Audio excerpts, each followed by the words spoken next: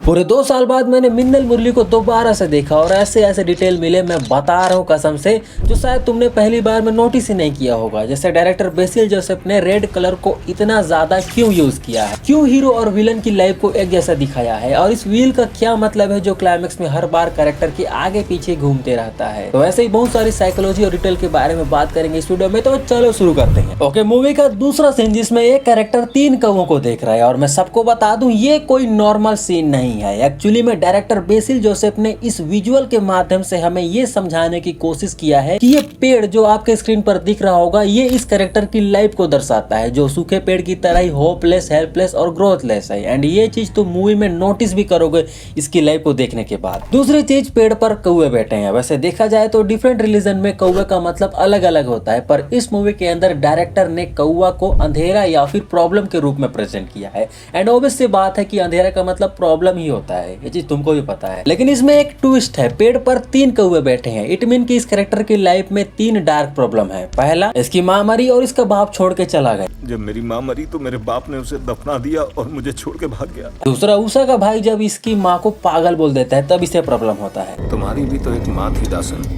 क्या तुम्हें बुरा नहीं लगेगा अगर कोई तुम्हारी माँ को पागल कहे? तीसरे, मूवी के लास्ट में उषा और उसकी बेटी जल के मर जाती है।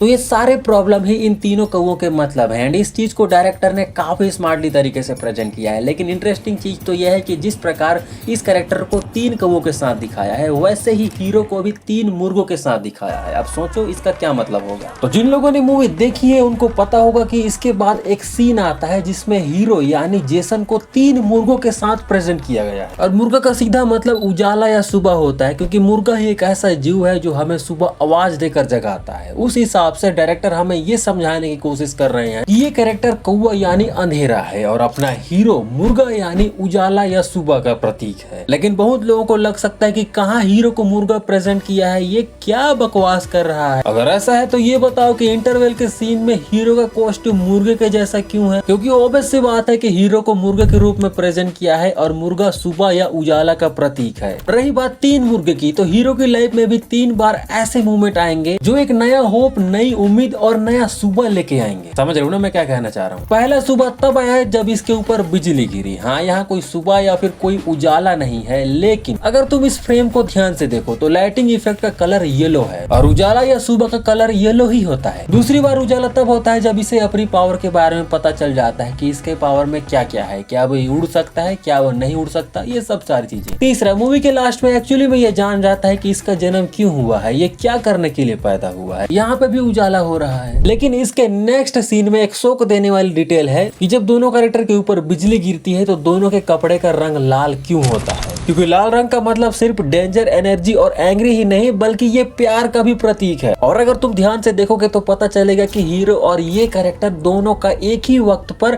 प्यार वाला एंगल चल रहा है। चलो, अब ये तो कंफर्म हो गया कि ये दोनों कैरेक्टर का लाल रंग एक कोइंसिडेंस नहीं है। लेकिन एक और छुपी हुई डिटेल है जो इस सीन के बाद मिलती है। जब बिजली दोनों के ऊपर गिरती है तो एक को बचाने के लिए पूरा गांव आता है, लेकिन दूसरे को बचाने के लिए कोई भी नहीं आता।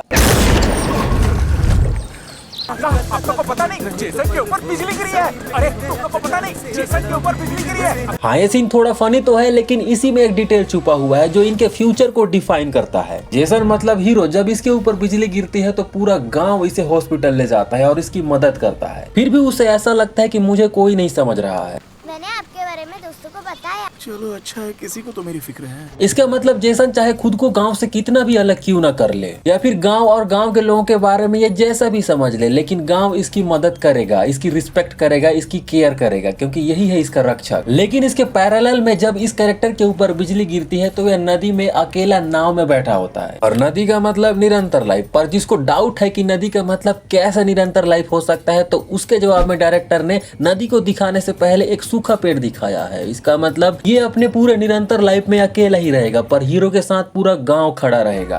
अब इसी पॉइंट के बाद डायरेक्टर ने इन दोनों कैरेक्टर को पैरेलली सेटअप करना स्टार्ट कर देते हैं। जैसे हीरो अगर अपनी पावर को आजमा रहा है तो ये कैरेक्टर भी वही कर रहा है, और इस चीज को फिल्म थ्योरी में मिरर साइकोलॉजी कहते हैं। अगर तुम इसके बारे में जानते हो तो अच्छी बात है, अगर नहीं जानते तो भाई साहब इसको सुनना जरूरी है तुम्हारे लिए, क्योंकि क्रिस्टोफर नोलन की एक मूवी में इसी साइकोलॉजी का यूज हुआ है। तो मिरर साइकोलॉजी का मतलब होता है कि हीरो और विलन दोनों की लाइफ में एक ही तरह के ट्रॉमा और प्रॉब्लम आते रहते हैं। जैसे मिन्नल मुरली में हीरो और ये कैरेक्टर दोनों की लाइफ में एक ही समान के प्रॉब्लम और सिचुएशन आ रहे हैं। लेकिन क्या तुमने एक चीज नोटिस किया कि जब से मैं वीडियो स्टार्ट किया हूँ तब से इस कैरेक्टर को विलन ना बोलकर सिर्फ कैरेक्टर ही बोल रहा हूँ। ये भी तो विलन है ना, तो मैं विलन क्यों नहीं बोल रहा हूँ? क्योंकि ये कैरेक्टर मूवी के स्टार्ट होते ही तुरंत विलन नहीं बनता, बल्कि इंटरवल में आके विलन बनता है। और इस चीज को डायरेक्टर ने स्पेशली एक रीजन देके समझाया है। इसे समझने के लिए सबसे पहले आप ये समझो कि ये कैरेक्टर कौवा है, और कौवा का मतलब पक्षी, लेकिन इंटरवल में यही कैरेक्टर पक्षी भगाने वाला कॉस्ट्यूम को पहनता है। इसका मतलब कि ये अपनी ही प्रजाति यानी पक्षी के खिलाफ जा रहा है। और मूवी में भी देखोगे कि इसी पॉइंट के बाद ये गलत काम करना स्टार्ट कर रहा है, बैंक में चोरी करने जा रहा है, जबकि इससे पहले कोई भी गलत काम नहीं करता था। लेकिन इसके बाद ही चोरी करके या फिर कॉस्ट्यूम पहनकर इंसानियत और कौवा के खिलाफ जा रहा है। एंड इस चीज को डायरेक्टर ने सिंबल के रूप में काक भगोड़ा के कॉस्ट्यूम को दिखाया है, और यहीं से ये कैरेक्टर विलन बन जाता है, जबकि हीरो अभी भी मुर्गा यानी पक्षी के कॉस्ट्यूम में है। इसका मतलब कि ये हीरो अभी भी इंसानों के ही साथ है, ये इसकी तरह इंसानों के खिलाफ नहीं जा रहा है। ओके, इसके बाद सबसे पहले ये देखो,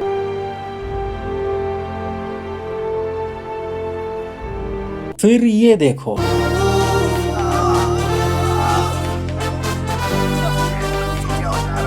कुछ समझ में आया? नहीं। एक्चुअली डायरेक्टर बेसिल जोसेफ ने क्रिस्टोफर नोलन की मूवी से इंस्पायर होकर इस मूवी को बनाया है। एंड ये चीज तुम मेरे से लिख के ले जाओ, अगर मैं गलत हुआ तो भाई साहब मेरा नाम ही काट देना तुम लोग, क्योंकि मैंने इस मूवी में 3 ऐसी डिटेल देखी जो बैटमैन मूवी के अंदर है। पहला तो ये बैटमैन का प्रतीक और मिन्नल मुरली का प्रतीक। दूसरा, बैटमैन का विलन यानी जोकर भी पागल था और मिन्नल मुरली का विलन भी पागल है। तीसरा डिटेल है ये बीजीएम, जैसे बैटमैन का बीजीएम स्लो एंड बिल्डअप करने वाला था, ठीक ऐसे ही मिन्नल मुरली का बीजीएम भी स्लो एंड बिल्डअप करने वाला है। तो तुमने नोटिस की होगी कि क्लाइमैक्स के फाइट सीन में एक बड़ा सा व्हील बार बार दिखाया जा रहा है। लेकिन सवाल ये है कि डायरेक्टर ने इस व्हील को बार बार क्यों दिखाया है? तो मल्टीपल धर्म में व्हील यानी चक्र का मतलब होता है सर्कल ऑफ डेस्टिनी या फिर सर्कल ऑफ लाइफ, और उस हिसाब से डायरेक्टर हमें ये समझाने की कोशिश कर रही है कि इन दोनों कैरेक्टर की लाइफ और डेस्टिनी के सर्कल में एक जैसे प्रॉब्लम ही आते रहते हैं, जो कभी रुकने का नाम ही नहीं लेते, क्योंकि ये सर्कल है, इसीलिए घूम फिर के एक ही प्रॉब्लम बार बार दोनों की लाइफ में आते रहते हैं। लेकिन इन दोनों में से विलन उन प्रॉब्लम से कभी बाहर ही नहीं निकल पाया, इसीलिए डायरेक्टर ने विलन के पीछे यानी सिर के पास उस व्हील को ऐड किया है, ताकि हमें ये दिखा सके कि डेस्टिनी के सर्कल में जितने भी प्रॉब्लम थे वो उसके दिमाग में चल रहे हैं, उससे वो बाहर नहीं निकल पा रहा है। लेकिन अपना हीरो जब इस कैरेक्टर को मारता है तो वहाँ पर एक व्हील जैसा कुछ था वो टूट जाता है, क्योंकि डायरेक्टर हमें ये समझाने की कोशिश कर रहे हैं कि हीरो अपने उस व्हील यानी सर्कल ऑफ डेस्टिनी के प्रॉब्लम को तोड़कर बाहर निकल रहा है, इसकी तरह ये प्रॉब्लम में फंसा हुआ नहीं है। लेकिन डायरेक्टर ने इन दोनों कैरेक्टर को एक ही सर्कल ऑफ डेस्टिनी के 2 अलग अलग हिस्सा बताया है। मतलब जैसे सिक्के के 2 पहलू होते हैं ना, ऊपर नीचे, बस वैसे। पर एक सेकंड, सिक्का तो क्रिस्टोफर नोलन की बैटमैन मूवी में भी थी ना, कहीं वहां से इंस्पिरेशन तो नहीं लिया? तो हाँ, डायरेक्टर ने ये सिक्का वाला इंस्पिरेशन वहीं से उठाकर अपने कैरेक्टर के अंदर ऐड किया। बस इतने ही थे डिटेल। बताओ कैसी लगी वीडियो।